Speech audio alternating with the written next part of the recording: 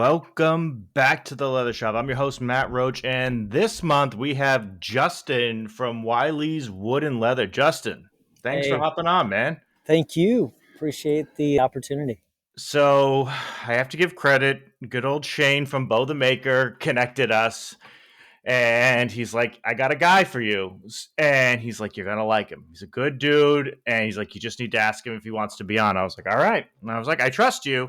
And we've been chatting for like the last hour and a half, I feel like, and he was right. Your story's awesome, and you're just an overall great guy. So let's start it off with. I think your story's fantastic. So tell me your story. How we got Sure. to be a wood and leather maker, making Yeah, stuff in the shop from where you were. absolutely. Before I jump into it, though, I will say that listening to this podcast, every episode, uh, this really has become such a great piece of marketing for Shane. I think he comes up in every single podcast. This is I I know love it. he I he love it. really does. He's And killed it. if that was his goal to get free product placement That's every right. single, you know That's what? right. We should preface this with Shane's a bum, all right? Shane is he's just a terrible person. He's really played it. He's played us like a fiddle. He finds a way to, yeah. Before you know it, I'm going to be like doing ad reads for him in the middle of the episodes, and I'm not even going to know it. He's like psychologically just manipulating me, and I don't even see it coming. Yeah. Well, we've all been conned. Yeah, the long con. So tell me, how do we Yeah, get here? What's the story of Justin? sure. Gosh, where do I start? You're gonna be editing a lot out. I'm like the most long-winded person, but I uh, kind of moved around a lot growing up. My dad was in retail. He was a guy that very much, I think, wanted to be the handyman at the house, but was the guy that we were rushing to the hospital soon after. The amount of falls off of ladders, hammers on thumbs. So, needless to say, I did not grow up with uh, any kind of teaching around me in this space, but oddly was always very curious about it, always had an interest in it. Uh, Moved out to LA, to Los Angeles in 2003. I'm going to jump a long ways from when I was born to then. Um, my first job out here, I came out here to be an actor, uh, like so many other people do. And my first job was working with a contractor. I was So living, you made it right from the jump. You were pretty that's much right. like, you know what? I'm going to LA, and you went from being on set to building the set. Well, what's funny is I came out to visit a friend. Uh, I was out here for 3 days and I booked a recurring role on a show called Joan of Arcadia, and I ended up staying. It's one of those things that's like does not happen. Uh, just a total like lightning strike kind of moment. And I ended up living on my uncle's couch. I have an uncle out here for 6 months. So basically, moved out here with a toothbrush and a change of clothes. But at some point, after kind of wearing out my uncle's couch, I was couch surfing for a while, trying to like get my footing, and ended up staying with a friend. He had just bought a home. He I was basically doing free work for a little bit of space while I was trying to figure out things. Contractor sees me doing work and offers me a job. So I start working for this contractor in Pasadena, and for 3 years while I'm auditioning, uh, I'm working with him, learning a little bit of everything. Uh, Electrical, plumbing, you name it. Like I got a pretty good education, and uh, I got to see some amazing things through that process. The guy's extraordinarily talented, and I really feel like I got a chance to kind of learn from the best, though I was not good at it at the time. So my career kind of, I have kind of an interesting, like, not interesting like I'm think it's interesting, just like a unique, I guess, career as far as uh, came out to be an actor. Uh, I tried to do that for about 8 years, had a little bit of success, not a ton, but a little bit.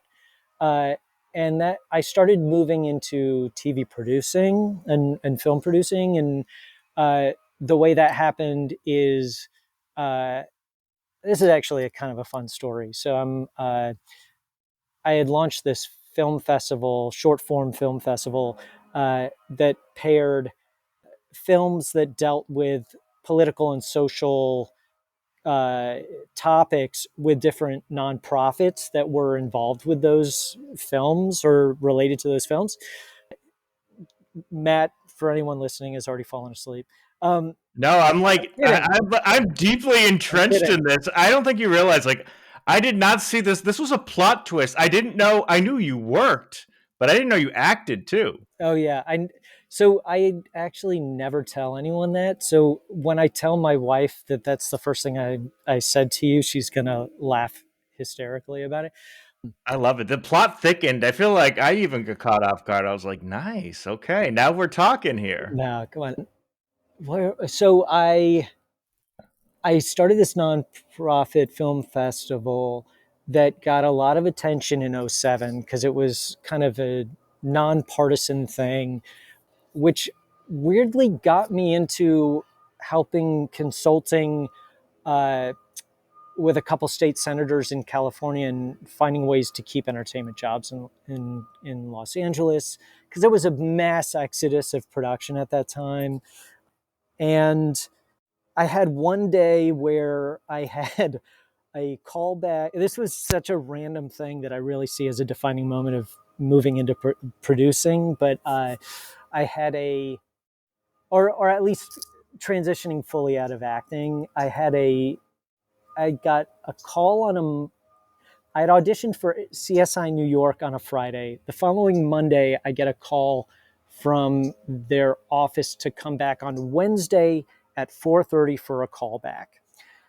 I hang up and from that call, and I get a call, I want to say like 5 minutes later, maybe, and I'm not making this up, from at the time Schwarzenegger is governor of California, from Schwarzenegger's office wanting to have a meeting with me at 4:30 on Wednesday to talk about, what we're trying to do to keep entertainment jobs in California.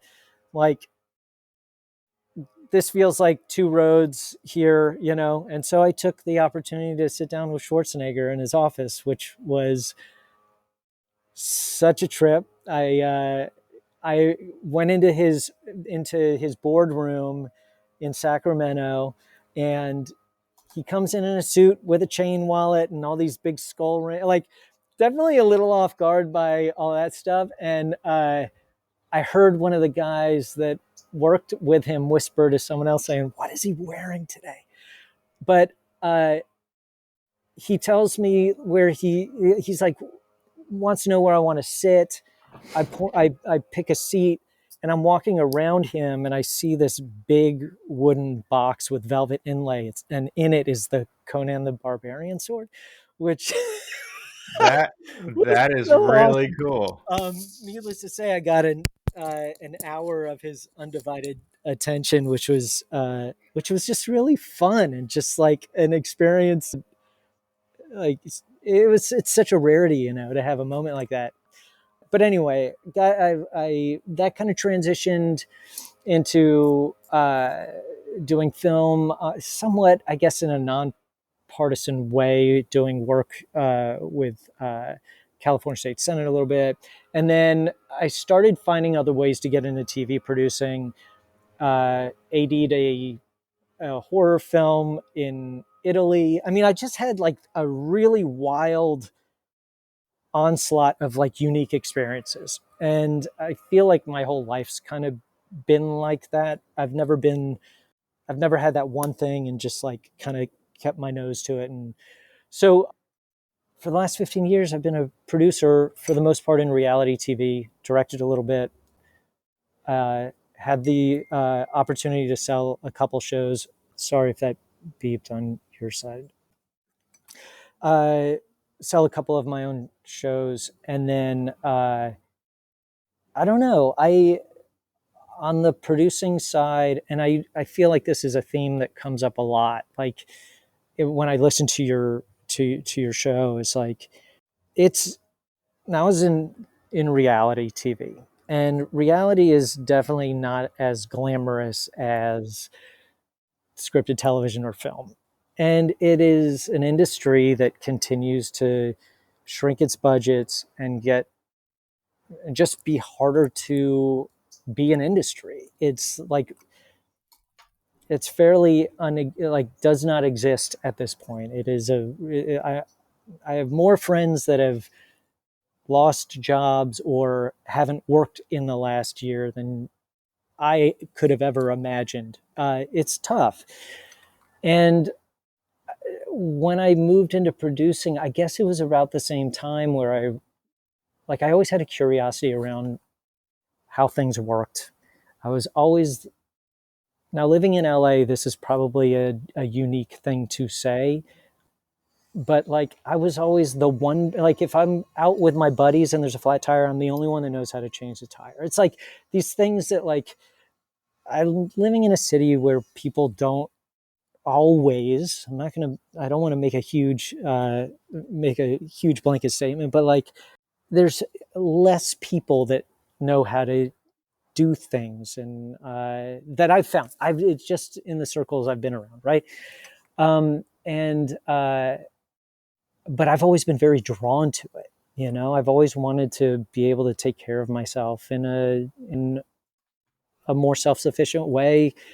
Like I want to know how to start a campfire with, a shoelace and a stick, right? I I want to be able to take care of myself a little bit and understand what it means to make something, take something apart, understand the mechanics of it, whatever.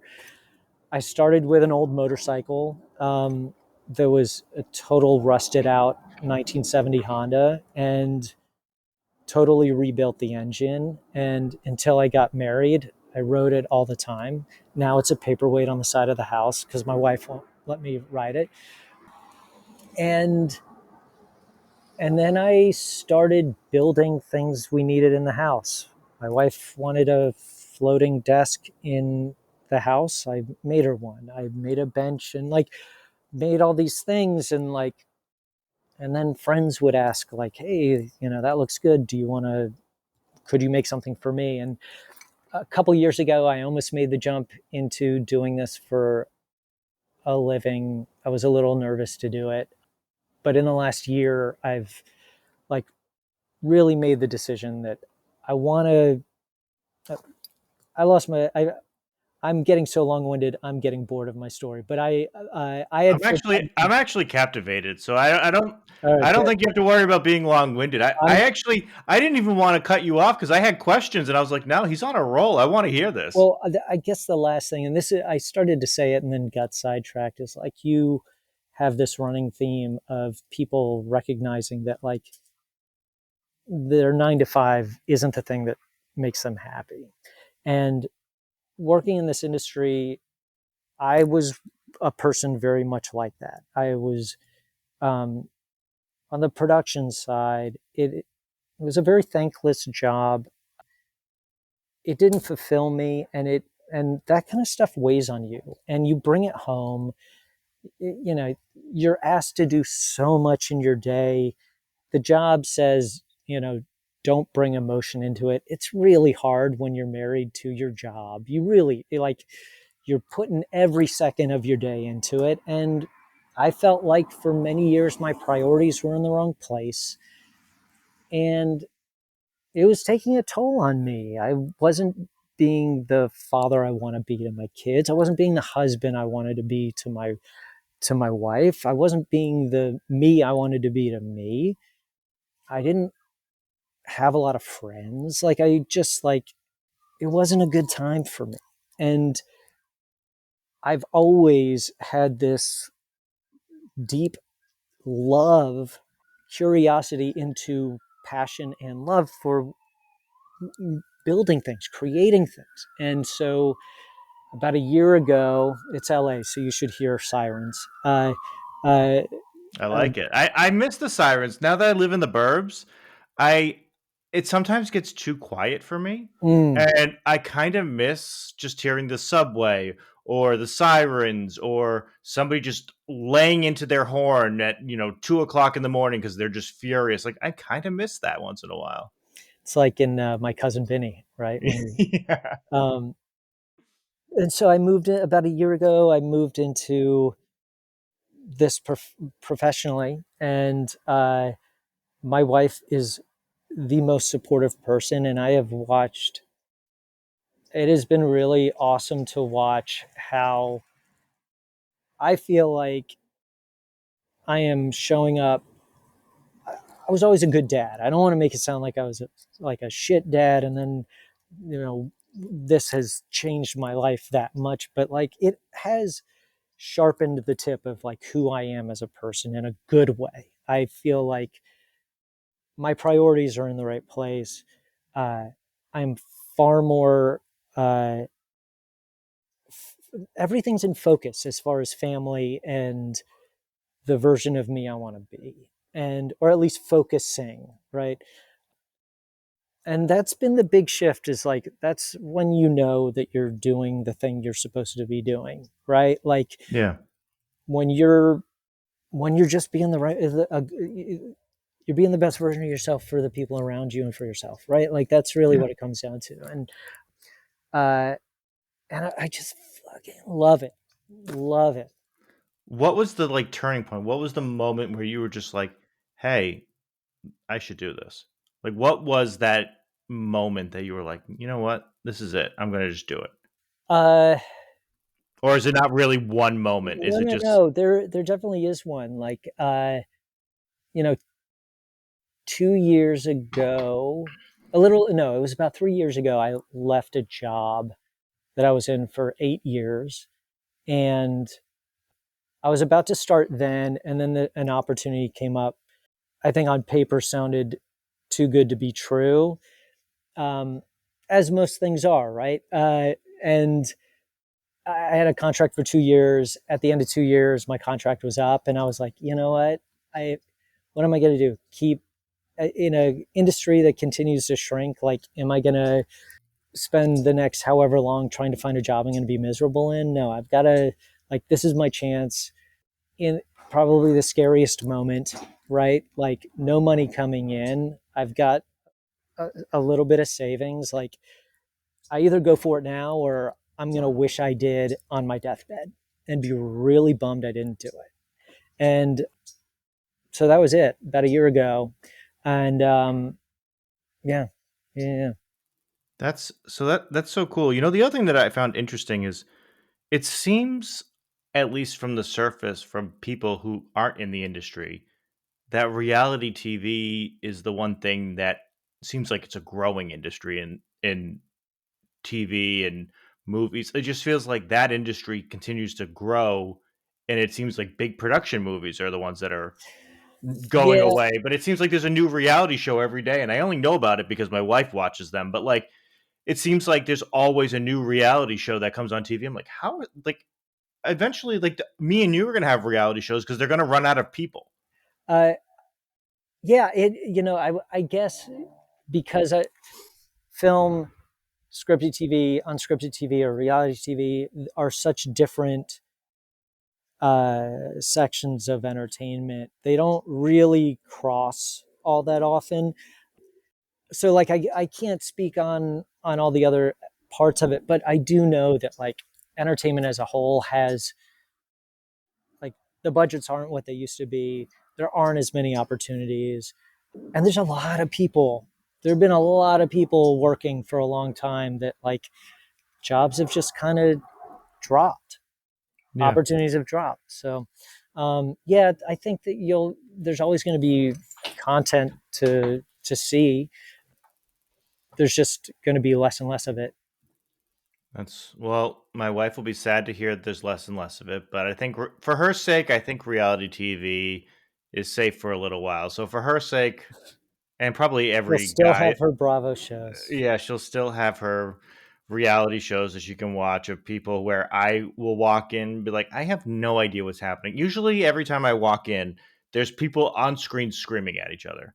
And I never understand why. I'm like, do they just look for the most unhinged people and say, yes, you are exactly what we need? It's almost like they have a psychiatrist doing all the castings and they're like, this person is like severely damaged. Like, let's put them on TV and give them millions of dollars. Yeah, it's not it's no one trained medically or with any kind of degree. It's a guy like me that's Oh, so you're trying to. you're you're the blame for me walking in and just seeing people That's right. screaming on TV. So most of the stuff I did was on networks like History Channel, Discovery. Uh, not a ton with Bravo, but So I've got a soft spot for I, Vanderpump. I well, my wife loves you more than me now. So it's funny because now you're talking my language. I'll be the guy watching a documentary on Discovery or the History Channel. It's Yeah, almost like you've kind of become an old man when you're like, "Ooh, this sounds interesting." And I'm not like watching World War II documentaries. Like they say, that's when you've really hit like middle age and you're like falling apart. But I'll watch documentaries. I'm like, that really tickles my fancy. Like that's interesting. Or I'll watch long form YouTube videos of guys making things. It's funny you said about starting your own fire with a shoelace. I was watching a guy who was making all these things for going camping, and he did it with some paraffin wax, some wood shavings, yeah, and a random copper, or no, yeah. he was doing everything with just aluminum cans, like the food that it was in, he was cooking in it. I'm like, what is I was like, oh man, well, it's also because I want to own a cabin on a lake. Like Dude, that's my dream. My we'll wife be says neighbors. Absolutely. I'll probably have to be living with you because my wife will not go with me. She's like, unless it's gonna be like a glistening lake and I'm gonna have all the accommodations of home. She's like, I don't want to go. I'll go glamping, but she's like, I'm not going like out That's so there. funny. I was like, That's I just need funny. a stove and I just want to sit out there with a fishing pole on a lake, on a dock, and just live my best life with a cup of coffee. That sounds And glorious. the funny thing is nobody ever wants to do that. I'm like, how could you not want to do that? And have a be a workshop inside where I could just bring, things like that I only need like hand tools for. I Ah, think Shane was right. we really Shane, are the you're same you're person. right, man. Yeah. God damn it, Shane. Shane, you're still terrible. We still don't like you. But well, here's his product placement. He did just come out with a new product. I don't know what it was. I think it was his key ring. So there you go, Shane. There's your Those product look placement. great. I'll Yeah, add to that. Yeah, I got to see a couple of them the other day. I'm not going to talk about it more, but if you want to send me some, maybe I'll give you another 10 seconds. Although the worst part is he would send it if I asked anyways. He's just too nice of a guy. Oh, stupid Shane! You got it. Forget you. So, all right. So we got our log cabin. You have a wild story. I think you're my first producer gone woodworker, leather worker. So that is a fascinating trajectory. And I do see what you're saying. There is not as much of a focus on what I'll say is our parents' generation of there was more of a build and take care of things yourself mentality. And also things back then were repairable. Hmm. I think that a lot of it got lost because we are kind of in a disposable society now, Absolutely. I whereas would you can't repair things anymore. to that point, and it's something that I mention often is like, or I talk to people about that, like I've got this. I mentioned it. This 1970 Honda, this bike that came with a set of tools. Yeah. And today, if you bought something that came with tools, you'd think, oh, they must not believe in their product. It's going to break, right? Like, but at that time, and what I just respect the hell out of, and I wish we were doing more of, is like, if you break down on the road, you can fix your bike in that situation, right? Like it was a set of tools that empowered you. It Yeah. didn't take away from the product. It made it more important and more valuable to you because it it was able to teach you things, right? But they also believed you could fix it. That's right. That was the thing. So it's funny. I was at a estate sale about a year or so ago, and this guy had a great workshop, and I bought some things from there. I bought his all his I bought his vices and some hand tools. And one of the tools I didn't even really need it, but I thought it was really really cool. It was a wrench, and I'm glad you said that because it was a wrench that had Ford like embossed on it. It was the Ford logo that was to repair one of their cars. And you don't get and it was a really heavy duty wrench. Yeah, yeah, yeah. It wasn't like something that was cheap. It was solid steel, like it So was yeah, big. And I restored it. It was kind of rusting and falling apart, and I restored it. I, smoothed it out because I wanted to show the luster of the logo in the middle of the wrench. And I just thought that was so unique that you would never buy a car now with the expectation that if you found a couple wrenches in there, they'd be like, "Why? Why right. did you put wrenches? Are you expecting the wheels to fall off?" Everything is so electronic that you would never see something like that. So for me, it was kind of But also, how helpless do we feel when we have an issue with our vehicles today? It's like, I hate that for so many reasons, but the worst part is you feel helpless, but the problem is it opens you to being taken advantage of. mhm, Because if something's wrong with my car, the only way it can be diagnosed is if you hook up an electrical kit to it and it tells mhm, you the problem. yeah, And the problem is even if you plug that in, a lot of it's proprietary. mhm, So you'll never be able to repair it. And I know there's a large movement of right to repair, at least in the United States, but there's probably other countries where they can't do these types of things. But it feels helpless, but also it feels like you have to just throw money out the window. yeah, I grew up with you don't call a guy, you do it yourself. mhm, You don't my family came from like contractors and very blue collar, and to them it was wasting money if you had to bring somebody in. yeah, They were of the mind that you have friends or you learn and you do it yourself. yeah, Or if there's something specifically, once in a while, you would bring in, a plumber, electrician, somebody like that, because they have special skills that sometimes you shouldn't screw with. Even yeah, if yeah, you're yeah, very handy, you shouldn't, you don't shouldn't burn or flood the house. There's certain things you should ask, but for the most part, you should learn how to do it yourself. It was a kind of a mindset, and mhm, that is not something you can even have anymore almost. yeah, 'Cause most things you just have to throw away, and the problem is I actually was trying to fix something, I don't know, maybe 8 months ago, and the problem was everything was completely soldered together that once you undid it, it was gone forever anyways. Even if you removed the solder and you took the whole thing apart, there was no bringing it back. yeah, So, it didn't even matter if you were an electrical engineer. It was probably gonna be destroyed just because of the way it was designed. yeah, You yeah, yeah, know, yeah. the craftsmanship in design isn't even what it used to be. No, no, but things aren't made to last. Like, No. things are made with the hope of getting you to buy the next model next year.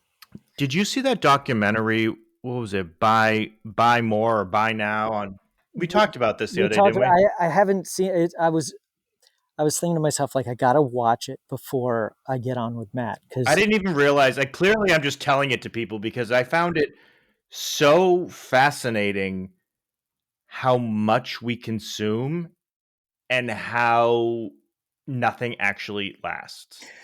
so if I can just to the this has been kind of an interesting thing that I've noticed in myself in a very short amount of time is like when I was producing I had a little money coming in. Like my wife has done well for herself.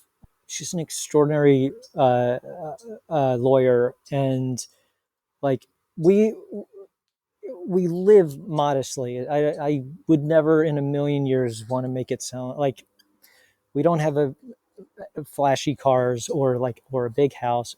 Live very modestly, but like it's very easy to just consume, right? Just like Yeah. buy crap. And when I knew I was going to make the the move out of doing what I've been doing for 15 years, I've been building a career in for 15 years, and you're going to be starting at zero in a brand new industry.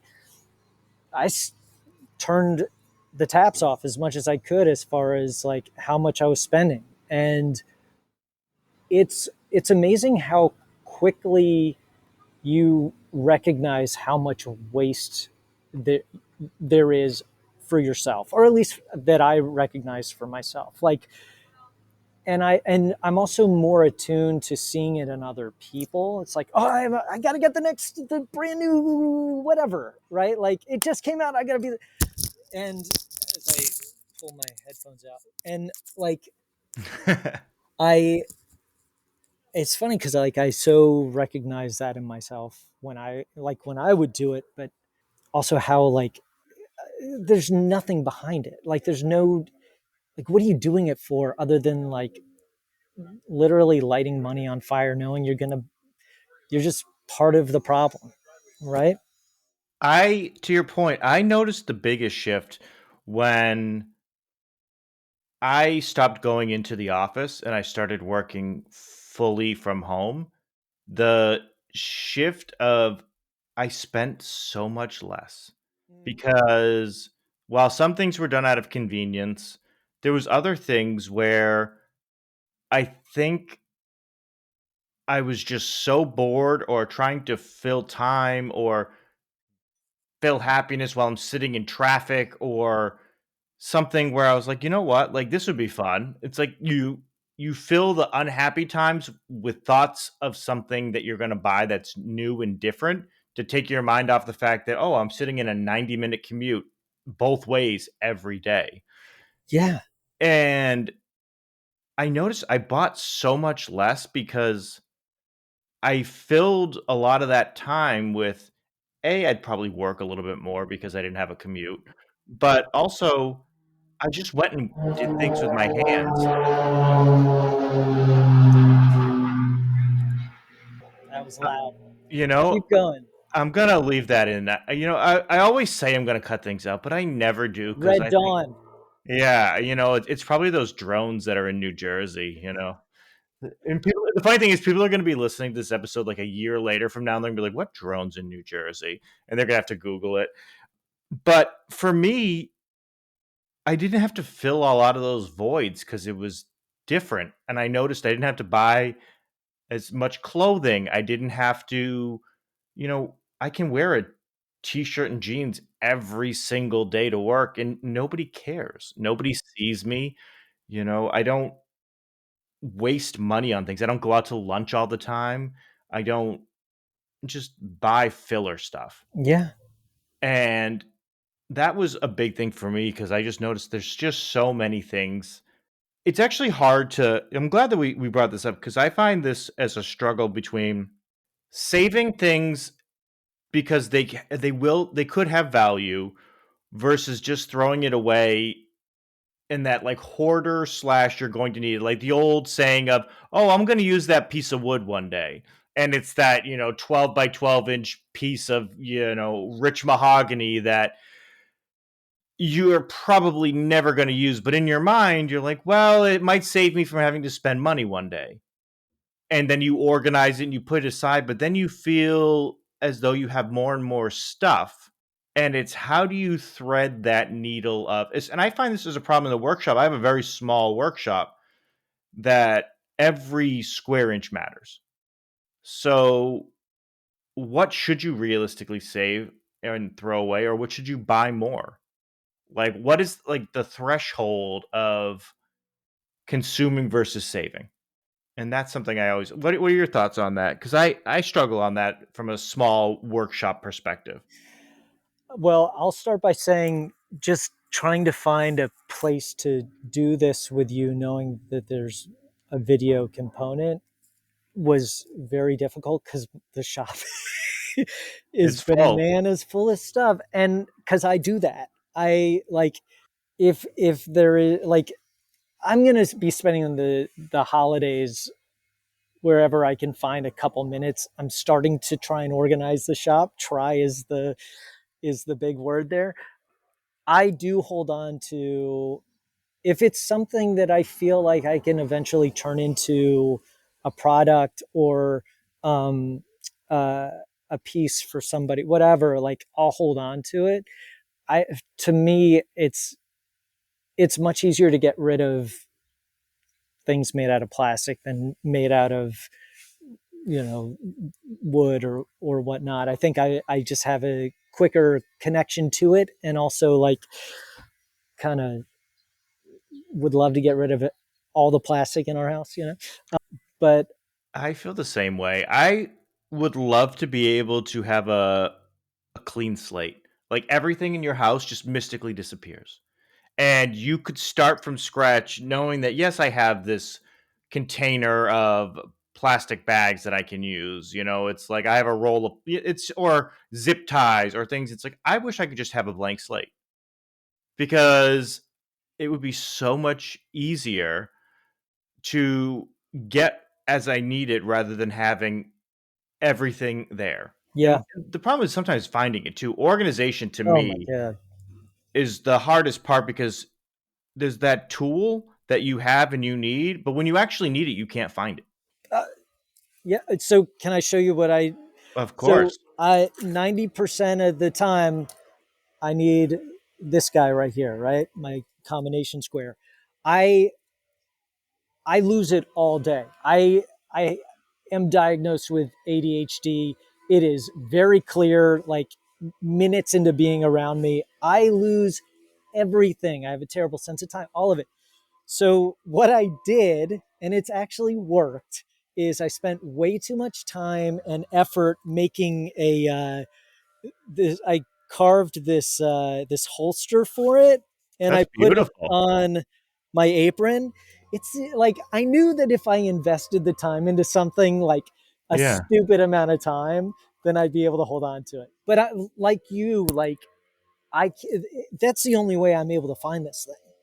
I 100%. I'm Yeah. looking for uh, just to, because we haven't brought Shane up yet in this podcast. I'll say I was talking to Shane the other day. This I'm digressing a little bit, but I'm coming back to this point. We're doing Stitch and Row, Mercer Leather, and Zima. We're doing this like Secret Santa kind of thing. We all have someone we're making something for, and but we only have 5 hours to create the thing. We have to use materials from inside the shop, whatever. And Well, before you finish, Shane, what the hell, man? Why did I get left out of this? And now I'm going to cut everything about him out. What a jerk. How did I get left out? well, Oh, what a jerk. we have 5 hours. You can't go over 5 hours. I know that I'm going to spend for at least 40% of that time looking. I started this morning. I've already burned like 15 minutes looking for two different tools. Like, so to your point of organization, it's the hardest thing for me. I If you figure it out, you got to let me know.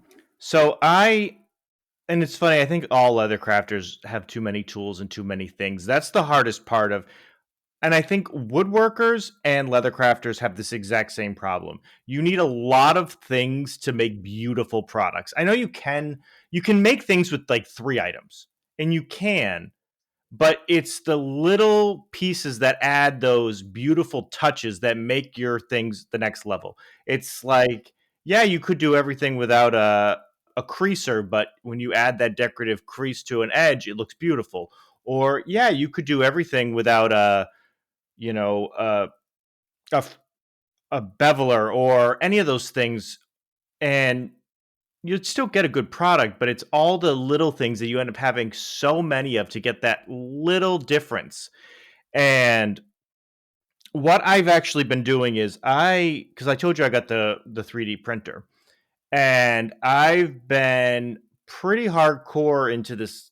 What they have is they call it the Gridfinity system. This guy developed it, and I believe everything is a cube of 1 inch by 1 inch, and everything fits into these like grids that you put into drawers and on things. So, for instance, I had a lot of rivets and snaps and things like that where I had them on the wall, but the problem is I use the IKEA SCADIS system. SCADIS, I think it's what it's called. SCADIS. And they were all in these cups on the wall. But the Yep. problem is every time I get something, you could have rivets, like a double cap rivet, where it's a different cap, a different length, a different color finish, and they take up 1/8 of Yeah. the holder. And it didn't make sense. So it looked beautiful on the wall, but it wasn't efficient enough. So for me, what I did was I started doing this, and you can make the cups that I used one of those cobalt things that they have at Lowe's, those little mini toolboxes, Yep. and I put them in the drawer. I found a guy who made it specially sized for the cobalt one, and I found out how many inches or millimeters I needed, and I got the cup that was equivalent to that, and I stacked them on top of each other. Oh, that's smart. And I started putting labels on top. So if I know it's a 7.9 millimeter rivet with a cap that's a 6 millimeter cap in black, I put that on top. And I also put like the type so I can rebuy it. And I've been doing that, and I noticed I can fit almost all of my rivets into the bottom drawer of one of those things. That's smart. Like when you think about it, the small ones don't take up a lot of space. The line 20s and 24s, those take up more room. So like those actually fit in one of the big cups and they make more sense. And the smaller ones, they fit in there so easily. And I emptied out half of my wall into one drawer. That's genius. So my quest for organization is I don't know if it's OCD at this point. It's probably a blend between OCD and limited space, but I'm going to lean into the OCD, ADD side of me because I look at my workbench 5 years ago or 8 years ago, and it had virtually nothing on it but a couple bottles of paint when I used to do custom sneakers. And now it has so much on it that I can't even work on it because right now the 3D printer is taking up half of it. So it's evolved where all I really did was become more efficient at hoarding Yeah. because there's so many things on it. And now I'm going on and I'm trying to purge because there's always a tool where I can say, oh, there's a reason for this. I have a hand puncher where it's like, oh, well, there's a time I'm going to need to punch a quick hole in leather goods. It's like, no, I have other punches. I don't need the click one where you can just grab it and put a hole. Like I have an entire set of punchers that I got 5 years ago off of Amazon that are fantastic. Yeah. Yeah. And it's like I can't get rid of the other thing. And it's like you go back and forth, but I think every crafter or any person that's in one of these types of hobbies has a lot of tools. And I don't know if it's the perfectionist or if it's the ability to do things faster. But I always wonder why we keep getting more and more tools. No matter what you're into, you always tend to get more. But I like that the 3D printer is saving me money. I can print almost any adapter that I need for things. Or, I got a new wrench for my birthday. And yes, that I know that feels old when you get a wrench for your birthday. You know, was I extremely excited about it? Yes. Am You're I going to talking to your audience, man. I'm like, hell yes. So now, am I going to spend the next 2 minutes telling you about how great this wrench is? Yes. It was a Knipex pliers wrench. And am I in love with it? Yes. Did it completely live up to the hype that it surrounds it? 100%. I don't understand how they can get so much leverage and ease out of one wrench. But all this time, I was like, I am not spending $50 on a wrench. Like, that just seems crazy to me. I don't need a $50 wrench. I am a DIY hobbyist. I am not buying. I'm not a tradesperson. So of course I have a running list on Amazon of gifts that when family and friends want to get me something for the holidays or my birthday, they always know where to go. And of course it's organized in terms of priorities and how much I want it and need it. And it was the time for the Knipex pliers wrench, and it makes things a dream. I don't think I'll have arthritis anymore.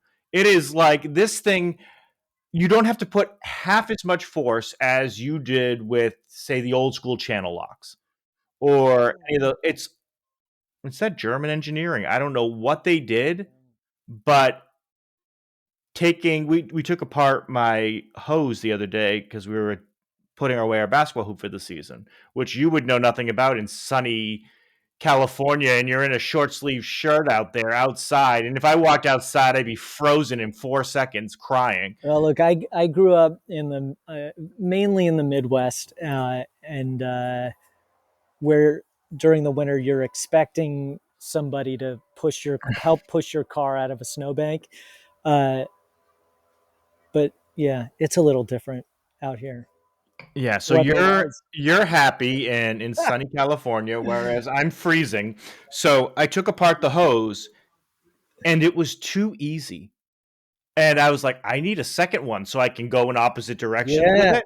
And I was so happy using it. It was not healthy how happy I was using it. My wife's like, "Why are you smiling?" just looking for things to use I it was on. like, "How? What can I loosen up? You know, what can Right. I loosen?" I'm just walking around the house loosening, tightening. It's amazing. So even leather crafters, you need this in your life. I don't know what you need it for, but you need the pliers wrench. Knipex, sponsor me, please, because I can't afford their tools are expensive. Yeah. But I have that, and I have the baby one that I use all the time for. That's actually these are great for leather when you're like taking things apart. So I use them, say like a rivet broke or something, and I need to get it out. I use the Cobra pliers, the mini ones, the little teeny tiny ones, Yeah. and I use those all the time. But I am for my leather side, I am looking for a new needle nose, but a kind of it's almost a blend between needle nose pliers and the electronics pliers because I'm always pulling a needle through if I'm hand stitching something and it's stuck. And I have these really cheap, you know, set that I don't even know where they're from. And they're fine, but I feel I use them so much for leather work that I'd like to get a nice pair. And Yeah.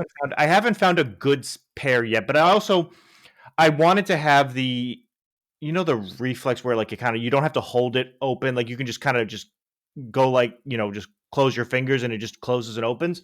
So I'd love to get a pair like that, but a lot of those are usually just electronics, Yeah. pliers.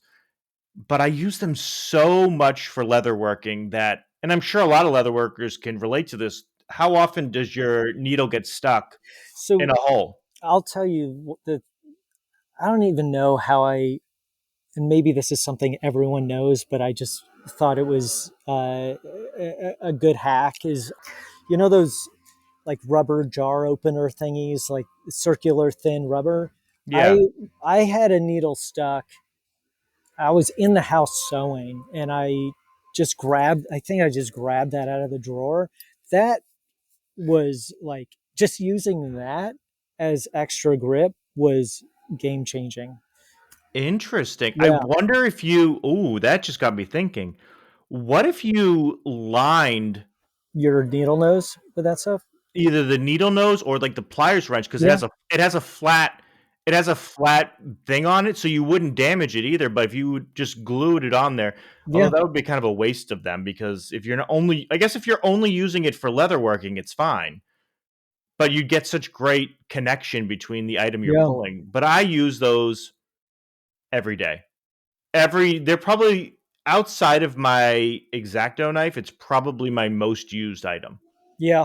and it could not have been expensive. I just took it off my dad's workbench a decade ago and just never returned it. That's You know. that's hilarious. So they're definitely not fancy by any stretch, but and it's funny how sometimes the most used things are usually the cheapest things. Yeah, but we have all these fancy tools that we barely use, but we will buy the cheapest things for the things that we use all the time. And I'm sure I'm not the only person who has that problem. No, Yeah. absolutely not. You know, I can think of so many tools. The only tool that was expensive that I use every day is my maul. My what's the name of those really nice mauls? Um, Barry King. Barry King, I was going to That ask. that Yeah, was the only thing that I bought that was not cheap, yeah. but I don't regret and I use it every day. No, it's great. It it's just Great. well, it works. It's Yeah, one of those things where I've had it for it's what, worth the price. 4 years now. Used it hundreds and thousands of times, and Yeah. it it works beautifully. But it's also a tool you're going to use every day. I actually, it's more the reason why I like that one. It's not just the ease of use and the quality. It's the grip and how Oh, it's beautiful. Also, like, it's molded perfectly. I know people yeah. say, "Oh, it's because it looks nice and it's fancy and everybody has it."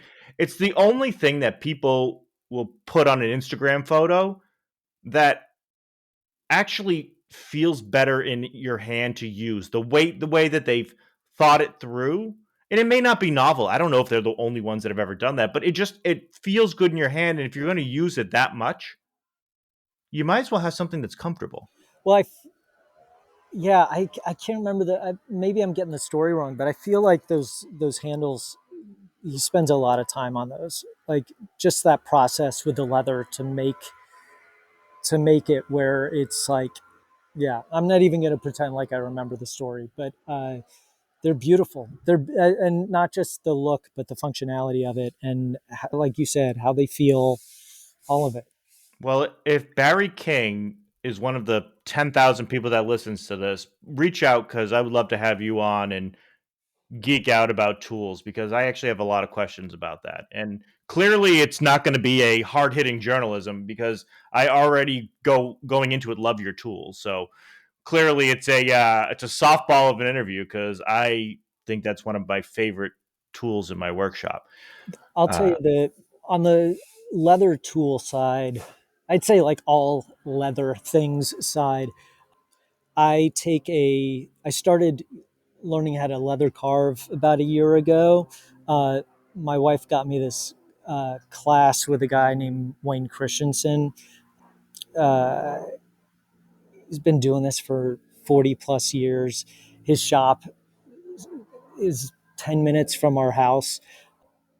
He is just such a wealth of knowledge that when it comes to like types of leather being used, types of tools, like he definitely has an opinion, and that opinion is like years and years of experience on it. So he's helped in a lot of ways to curb, at least on the leather tool side, my need to be like shiny new object. Let me put that in the shop, you know? that's a problem too. I think social media plays into that of you need all the latest and greatest, and everything is product placement. Yeah. And I'd be the first person to be like, I think so many things are bought and paid for, and I refuse to put a specific thing in an episode because somebody wants it. Yeah. Like, I'm not going to take a check because I value my integrity more than the check. But if there's something I realistically want to try and I feel a need for it, I'll do it. But people will waste a lot of money on things they don't need, but I think that the knowledge that these people have who've been in the industry a long time, those are the things I want to like salvage because one day everything will be gone Hmm. and you won't have access to these people's knowledge. And I think leather working especially doesn't have a great track record of having a wealth of knowledge stored somewhere. You know, from education standpoint and just knowing how to do it. There's, a few books out and things like that, and some people have been doing, YouTube for long periods of time, but there's not a repository of just knowledge. Yeah.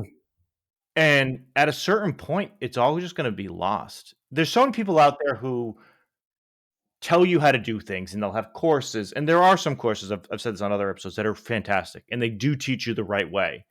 But I'd rather salvage the people who are great at what they do and keep their ways alive.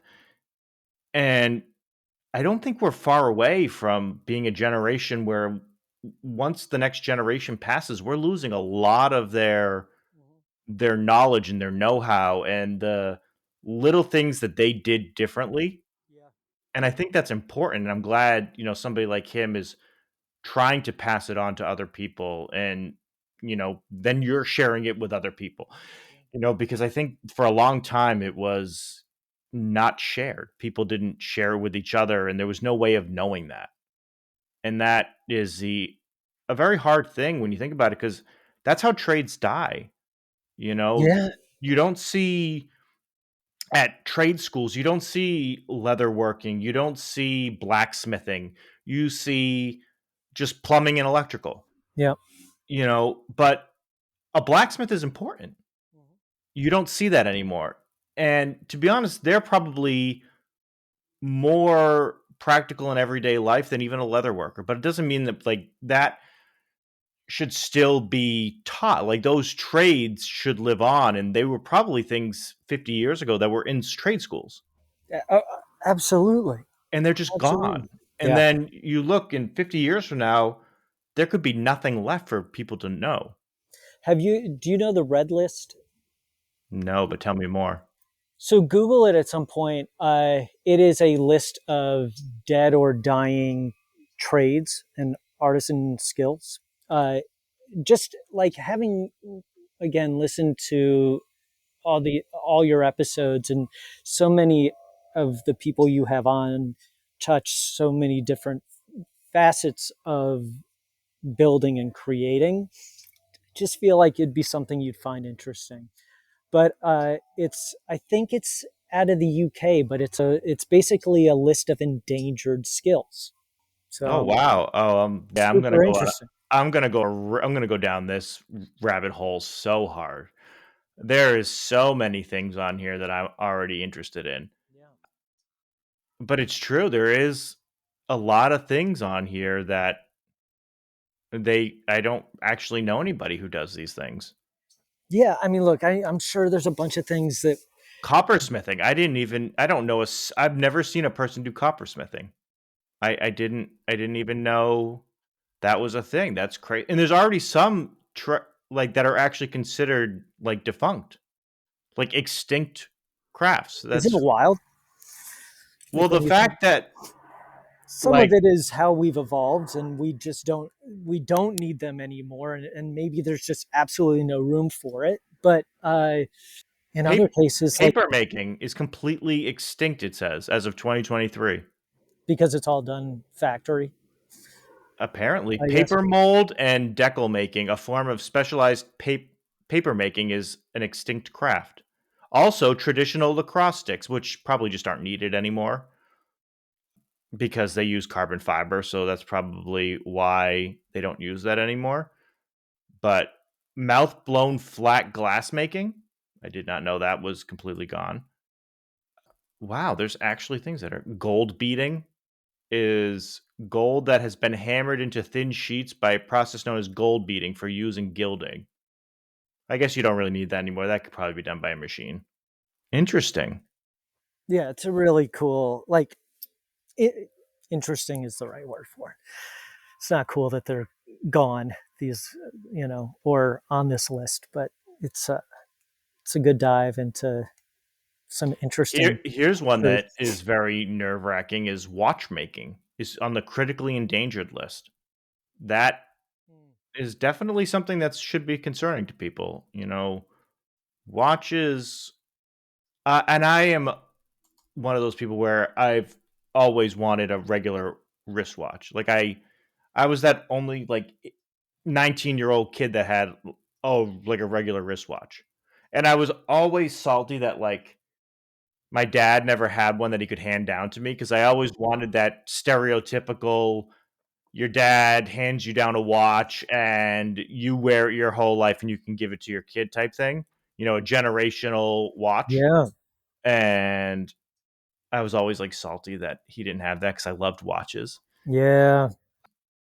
But I'll make sure my son has a watch to hand down to him at some point. It's it's a unique thing where I know a lot of people wear it for style or things like that, but there's a I think I appreciate it for the craftsmanship Yeah. that goes into it. If you actually watch like some of these videos on YouTube and other places of what goes into making a watch. Now, there's always markups and everything. Now, don't get me Mhm. wrong, companies need to make money and I agree. But something that caught my attention was even the if you look at a Rolex and the bracelet, they have somebody these bracelets get opened 1,000 times before they reach a customer. So there's I'm sure it's a machine that opens and closes it. Like I'm not crazy to think that it's not, but 1,000 times that watch gets opened to make sure that there's no failure points. And every Rolex is made by hand. It's just like there's such an art to watchmaking that is fascinating. The the watches where you can see the all the way through the watch and you can see the mechanical movements, like on a AP or Patek Philippe or some of these watches that, granted, I'll never own one of those watches because they start what a home costs, but they're beautiful craftsmanship. The way I Yeah. look at it is the same way I would look at a you know, a Louis Vuitton, luggage, the boxes that they make and they still make by hand, and those people or, Hermes, Birkin bag that to this day is still 100% crafted by hand, and I listened to a woman that I eventually wanna have on, where I think she spent 18 months just hand stitching before they ever allowed her to work on a real Birkin. The Wow. sheer, like, perfection that they want out of you for that type Yeah. of and I know that people say, "Oh, well, it's just you know, a thing that people want for status," and it's like, yes, it's 100% status, but if you're the craftsman looking behind it, it is a beautifully made bag. Yeah. That the level of craftsmanship is something that Man, respect to that. I wish I could get to that level of that pure craftsmanship, and they can do it so efficiently, and it's like, I look at bags now and I go, "Yeah, like, that is beautiful craftsmanship." Yeah. The skill that went into making that or skill making in that watch or any of those things is fascinating to me Yeah. Yeah. because it's not something you could do overnight. I mean, I've been doing leather work for, like, 5 years now. And well, actually, if you incorporate sneakers, probably closer to 10.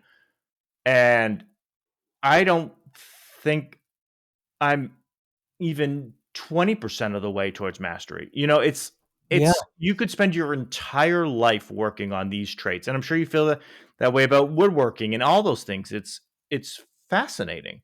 Yeah. Now, you said that you like to do kind of the the indent what's the wow, I'm losing the word, the stenciling, not Oh, the stenciling, carving? carving, yeah. Yeah. Clearly, I didn't get much sleep last night, so I we were joking about this before that I feel old that I can't stay up till, like, midnight and wake up and, like, do my routine of, like, you know, going to getting to school and all that kinda stuff. It's hard. Yeah. So, you do the carving, but what kind of got you into leatherwork? Like, what drew you to leatherworking? Because it sounds like you always had an interest, at least in the woodworking side. But what drew you to leatherwork? Uh, that's a great question. I think as I was doing woodworking, I was trying to find ways to incorporate other materials. And like I make a chair, it's a sling chair. Mhm. And I make it with a leather seat. And so like I was just trying to find ways to incorporate it, and Yeah. then or I got I got kind of into the world by doing that, right? And that turned into eventually, I was watching a bunch of videos on YouTube. It's like learning that way of like, and sometimes very much the wrong way, and how to cut something and how to, sew and whatever, and or stitch, and then yeah, it was about a year ago when my wife gifted me Wayne's beginning class that I really started to get a deep appreciation. Like it's so easy to to soak up information. I'm not going to say learn. I'm going to say soak up information online, right? Because you never Yeah. know if you're getting if the knowledge is good or not, right? You don't always know what's behind it. So, to have someone that I get to learn from that is made so many great pieces, but done it because he's made even so many more mistakes to get there, right? Like we all do. Yep. And he's learned from the greats. Like to have that is, we don't get a lot of those kinds of opportunities in life, right? Like to work with a real master of something. And Yeah. not that I think he'd probably, I don't know if he'd love me saying master because do we ever really master anything? But to be as good as he is at it and have that kind of person weekly to answer questions, to give suggestion, to, all of that. That's how, when my leatherworking really started to kind of click in. Uh, and it's definitely not my strength. I love it. I really love carving and doing stamping work and tooling work, like, but it's not, it's definitely my minor. My major's woodworking, my minor's leatherwork, right? Yeah. It's one of those things where I kind of just I'm with you. I just kind of fell in love with the nuance of it. The littlest things that you don't think about is like, how do you stitch into a turn? Mm, How do you stitch into a rounded edge? How do you stitch into a 45 degree or a 90 degree? It's all these things that anybody can make a wallet by just stitching it. That's not the yeah, hard part. The yeah. hard part is learning all of the little things of making sure that you line up your pricking irons appropriately. Or I can't tell you how many times I've screwed things up just practicing on the sewing machine to make it so that I can do a turn and make it look nice where I didn't round it too much. And there's so many wallets I have ruined because even though there's a thing to line it and you can follow the track, it's not always easy. It's No, it's not. and sometimes it's gonna and they don't tell you things like, oh well, the needle could stick as it's coming out and it hits the glue and it may go slower into your next Right, hole. And right. that one could be closer or further away. It's like these little things that you only can learn by doing it. Yeah. My, I guess the two of the more expensive tools I have in the shop. I have a Laguna lathe, full size lathe, and I have a class 20 sewing machine, and like it gets the least use in the shop because I'm so damn scared to use it.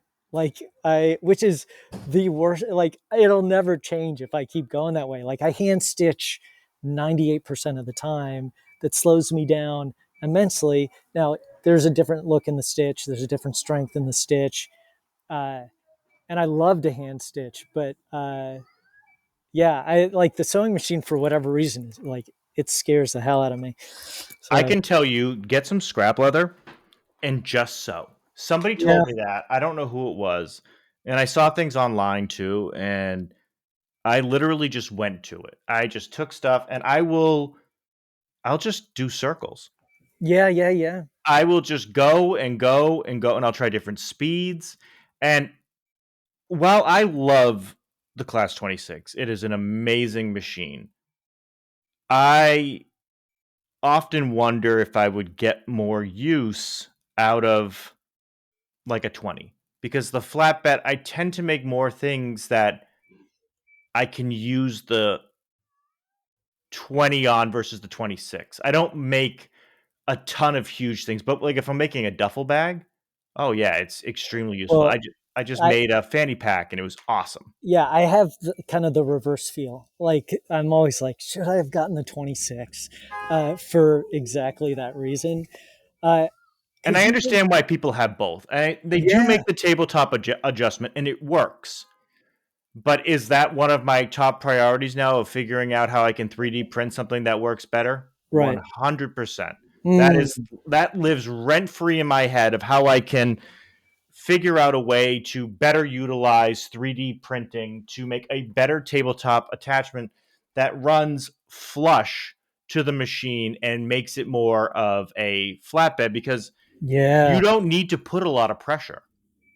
No. It's just the leather work that's going on there. It's not like you're bearing down on the table. Right. You know, and also you're so most people are dainty about it anyways because they're so careful about how they sew the goods that you're watching it intensely close.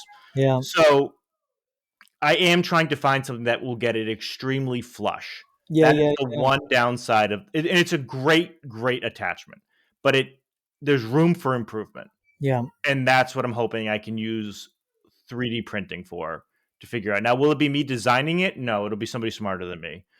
But I'm just trying to find a friend who's bored and listening to this and saying, "Hey, I could help." I can do that. Yeah. Yeah, and it's like I If will you're then out there, reach out to Matt. and then it's like I'll put it in the like the Patreon like group and just I keep adding stuff to it because I just believe that those things should be accessible. I keep adding jigs in there all the time because like here's the one that we made. I don't know if I showed you this one. This is the one that we made for just the like rivets and Oh, the that's pieces for great. your setter. And I had them all in bags. And then the worst part was I lost them all the time. Mm-hmm. This just keeps them organized. Yeah.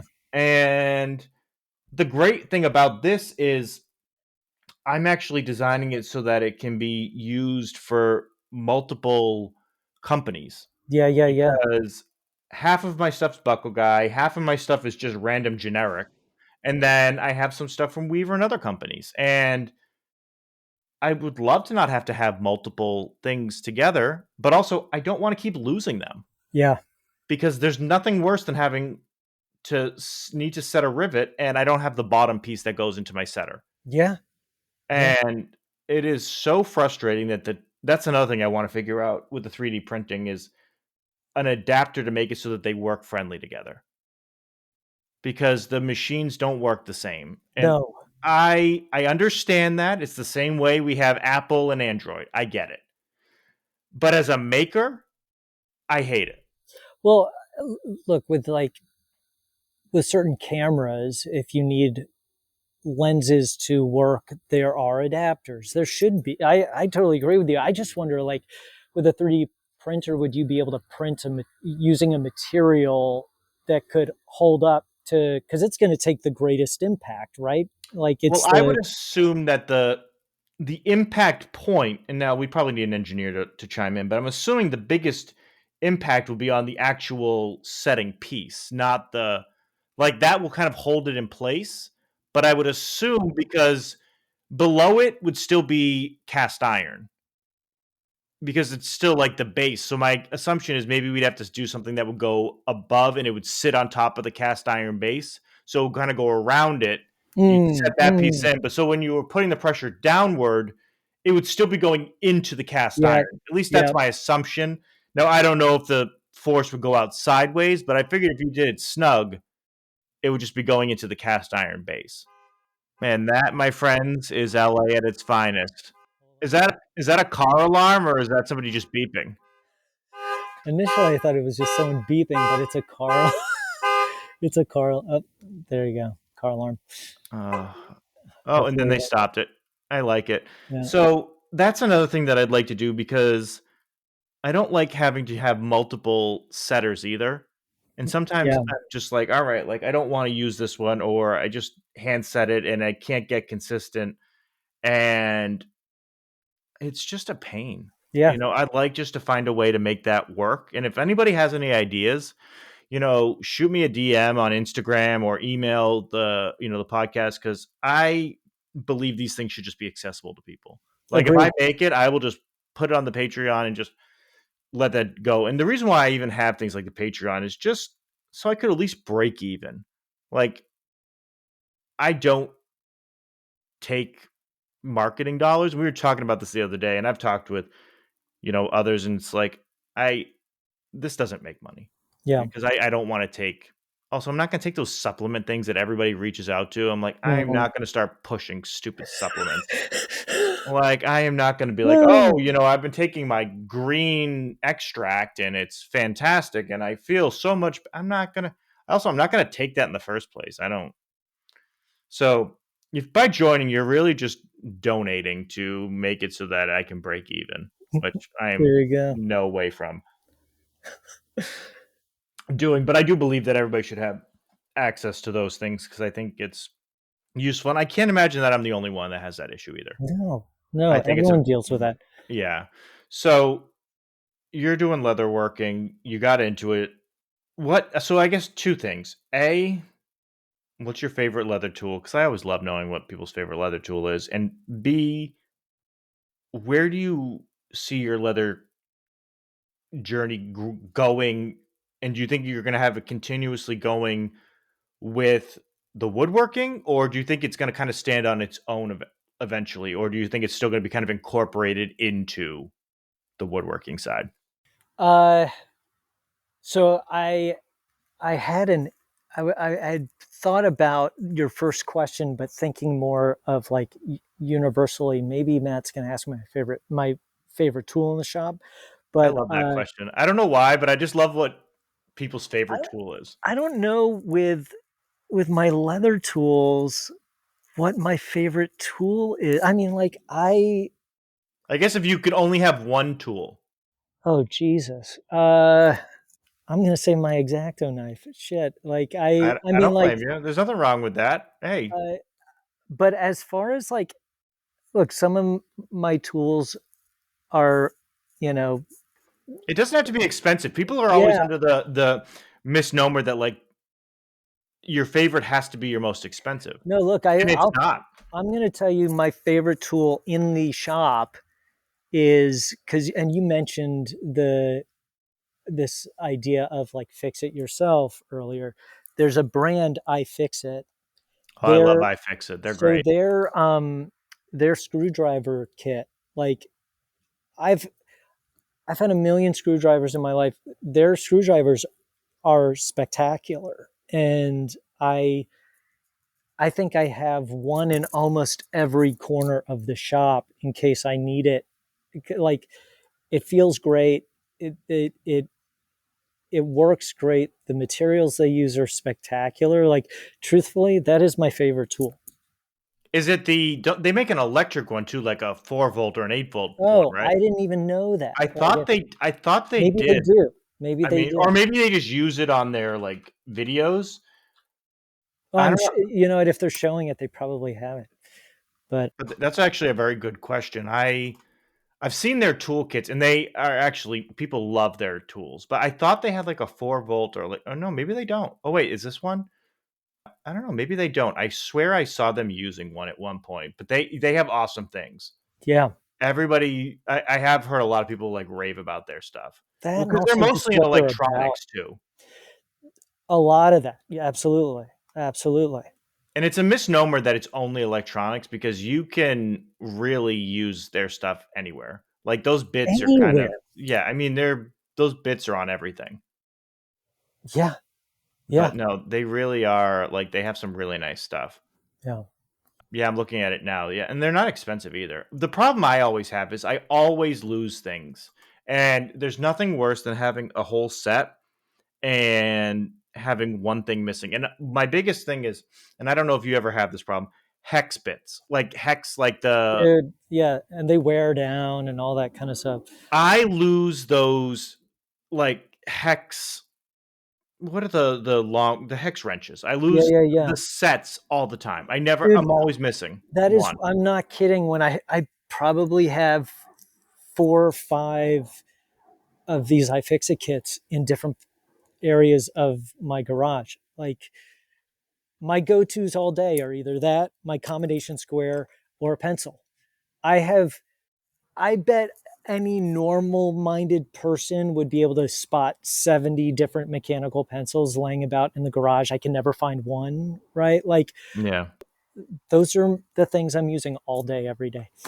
So, I actually just bought the Wera hex set because I like that it was color coordinated so that I'm less likely to use lose it because of the sheer brightness of it. yeah. Yeah, Because yeah, I'm yeah. always losing the hex wrenches and I get so annoyed because the size that I always need is never there when I Mm-hmm. need it. Mm-hmm. So I 3D printed a holder for it, put it in Nice. my tool drawer, and it's so brightly colored and everybody Oh, seems to love it. I love a brightly colored tool Because for then that I'm reason. less likely to use it. I see like this holiday, they're like, "Oh, well, we have the limited edition black tools." I don't want a blackout tool. You want to know why? I'm going to lose it. Absolutely. I Yes, have black some, looks cool. but I have some, but I lose them. I can't find them. I want the brightest colored tool. Yes, I want to look like a highlighter with my tools because totally. then I'm less likely to lose it. It's kind of like Hmm. your TV remote. You know how many times I lost my TV remote this morning? I hate that everything is black and it blends into everything. I Yeah, have AirTag trackers on things now because I know I'm going to like my AirPods. I have a black case for it. I didn't learn my lesson and I lose them all the time. So I put an AirTag on it so that that's I so won't lose smart. it. That's so I'm smart. I'm like this is so I just get so annoyed of not being able to find them. Yeah, But this thing was super brightly colored and everybody seems to love it. So I was like, okay, like it's a good set and it's, looks like the rainbow. So I was like, this is fantastic. I'm past the days of people like I would walk around with a bright pink tool set if it meant that I wasn't going to lose stuff. oh, I absolutely. could absolutely care less. Yeah, I also love how, speaking of colors and things, how like Lionel Messi, for those who don't know, he's a soccer player, has made every young kid now walk around wearing pink because I love that. he's on Inter Miami, and it's so funny to show up and see like fifth graders, eighth graders, like kids who you would like 15 years ago never see just wearing pink, and now every kid is just decked out in pink jerseys and pink shorts and pink pants, and It's great, man. I was like, look at this. This one guy shows up and throws his name on, and they're like, well, if Messi does it, then it's like, You know it's what? great. If it takes Messi doing it, then great. You know, Hopefully, one day the rainbow colored tools, they'll be like, Matt Roach was doing it way back when, and, I need the rainbow colored tools. on set, you'll see guys on set with like rolls of tape on them, different colors. It Yeah. does make me think like I should just get a bunch of either electrical tape or duct tape that are like funky ass colors and just start taping all the handles on everything. That's So that brilliant. yeah, so that I wanted one I of those won't lose fancy anything. hammers because they have really bright handles. I think it's Martinez handles, Hmm. Martinez hammers, where you can get the like really bright handles. And I look at the price. I go, I will. Now that's something I'll never buy. I don't need a framing hammer that's $300. Sure. But do I love the fact that I can get a neon green handle on that and not lose my hammer? 100%. Yeah, So it'll end up being duct tape that's neon green for me. But I could have my hammer in my hand and within 30 seconds completely lose it. Even if I have like totally. a tool belt on, I'll still find Totally. a way to lose it. I don't understand it. Although I have gone the tool belt route. That's actually something I want to make for myself. That's a maybe a winter project that I do want to design my own tool belt. I'll tell you, like making this apron has been like the greatest thing for me as far as like being able to hold on to tools and just having some things accessible, plus Yeah. if I'm cutting through black wenge that has like you're going to get splinters that look and feel like spears going into your skin. It helps to deflect some of those. Yeah. Just a thought. Yeah, outside of a tool belt. Uh, I may end up doing that because there's a lot of times where, like, on my person, like if I was going to wear something like that, I have thought about doing something like that, but I only really need a few things, my pencil, a tape measure, a few items that I could live with. And then I actually use a lot of those things that you put the bits into, and I put a lot of the adapters, those things that are on a carabiner. mm-hmm. And I was like, I wonder if I could repurpose one of those and like make an adapter that I could hang some like leather tools that I used. Maybe something Yeah, that goes into the shank like that, like that way, and then it attaches to like a leather tool that I use all the time. Maybe like a thing. Wow, I can't even use my brain today. This is a rough day for me. But not a you've been sky, doing but great. the thing that you line your patterns on before you cut it. A template, No, the tool that you use that goes across and marks the leather.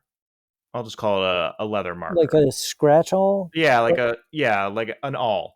Okay. And like things like that that I would love to just have kind of like hanging off where I could just grab Mm-hmm. it and just go and just do that kind of thing. Like I would love to just like have basic things, or even like on like there I could just keep, like pricking irons, like a couple of pricking irons. Totally. Like just basic things that like I guess I wouldn't need those, but certain things I use a lot, or the pliers. That would Yep. be another thing I would just keep on there. It would just be like 4 or 5 things that I would love just to have on me all the Yeah, time. yeah, yeah. You need So, like a commando vest. that does sound nice. And it has such a great name to it, the Commando. I like it. Maybe this I got some great leather from Tim over at Double Bend. He got it from Ma- Matteo Mattia, Matt, who was on a Mm-hmm. early episode. He had some Yeah, leather that he sent me to kind of try some stuff with. I think maybe I'll make a tool belt out of that. That's what I like about the leather community. They're just nice people. yeah. Everybody shares. They're awesome. I'd say they're inclusive, but I got left out of the Secret Santa, so I can't really say how inclusive they are, Shane. This is a dry run. Next year. Yeah, yeah, sure, sure. Yeah. That's not how inclusion works, Justin. All right? That's not how inclusion works. I tell you. But, you clearly had an exciting year. So, where is Wiley's going? Where, if you had just a magic 8 ball that you could decide the outcome, where's Yeah, Wiley? Where's Wiley's in 5 years? What are you doing? I think normally, I think in most other times in my life, I've really tried to think like, what does this look like in the next 5 years? I've really been trying something differently where I'm like, I'm in for the ride. Let's see where this goes. I will say that what I like, I just want to learn. I want to have this experience and just see what happens today and tomorrow, right? Like, be excited for what happens tomorrow. Um, but I have found that the custom side of my business has been the thing that's been growing the I'd say the fastest, and I love doing it, Yeah. and it's allowing me to put meld the wood and the leather work together, and uh, I get to be super creative in that space, and like that's probably like I like if that continues to grow, then having uh, being really focused in on having a custom furniture business, right? And that, yeah, yeah, So that does kind of blend both worlds too, because furniture really does incorporate both of those yeah. uniquely. Yeah, so you really want to go the Ron Swanson route. The For those that don't know, Ron Swanson is Uh, on Parks and Rec, yeah, the and best. he is a woodworker who actually in real life has his own wood shop in LA. Yeah, yeah. Have you ever been to his workshop or seen I where it is? I haven't. I had the opportunity to meet and get to know Jimmy DiResta a little bit a couple years ago, and I since I've made this shift in my life, I have not reached out to him, and I've been meaning to and tell him what I'm up to. And I know that they're very close. And so, Oh, they're actually friends? oh my gosh, they've been friends for a very long time. Yeah, like very good friends. Uh, Really? I guess the story is Nick Nick Offerman was in New York. He was living in New York and was looking for workshop space and happened to meet Jimmy. And Nick wanted to build a canoe, and Jimmy filmed the process. And I think Nick Offerman did.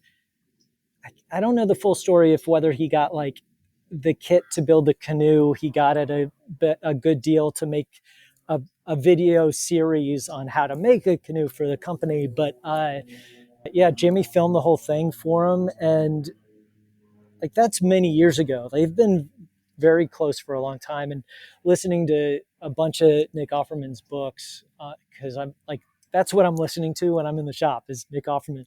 I He like it. talks about his friendship to Jimmy, and I feel like I can't remember was it Caleb that mentioned that he knows him on one of your episodes, but Jimmy Duress is like one of the greatest humans you could ever meet. Just like will give you the time, will he wants to help, he wants to support, and he's like vast amount of knowledge, makes amazing stuff, lives on this incredible piece of property, and like his shop is exquisite. You know, it's all of that Yeah. stuff.